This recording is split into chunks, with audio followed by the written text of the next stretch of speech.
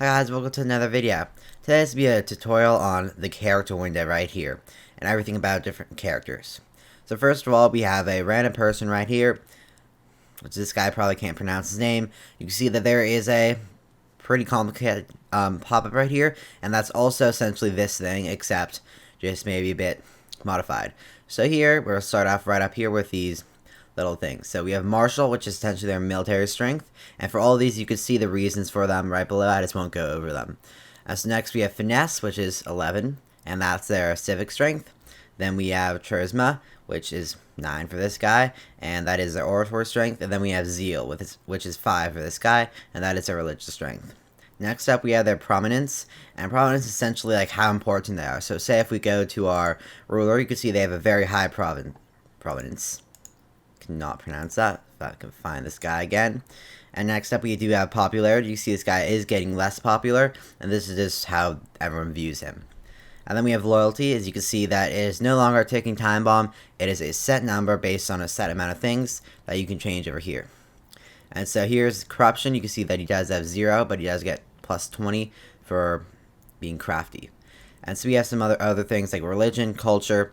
You can see that there is a lot of support, different other things, because he is a minor character, and so as you can see that his family proceeds as 0 because he is a minor character. He's not part of actual family. And then you can see that all spouse, children, father, mother, siblings. And for this guy, he is literally no one related to him, so there's nothing here. You can see he is trying to befriend this person, and you can see he's targeted by, which means assassination, which is none, and then friends, and then rifles. Next up, as you can see, there are some kind of whited options and some kind of bluish grayed options. And so the whiter options are when you can perform these ones you can't perform there, and then you can see the reason next to the X means the reason you can't perform it. So we could adopt them since this person is not our ruler. We can banish them, we can make them our friend, and in this game, making someone your friend is essentially giving them excessive amounts of money and really expensive gifts, and the more expensive the gift, the more they like you. And then we have bribe, and then we have sin venturing, and then we have execute. You do need to be, he does need to be in prison for both of these. And then you can give free hands, which essentially you just give him some kind of assistance, and that'll increase his loyalty. Then we have Ho Triumph, which is just essentially if he's a general, you can be like, wow, this guy's so good, and you can it'll increase his loyalty as well as popularity. Impose corruption sanctions. That just means if he's super corrupt, which this guy is not.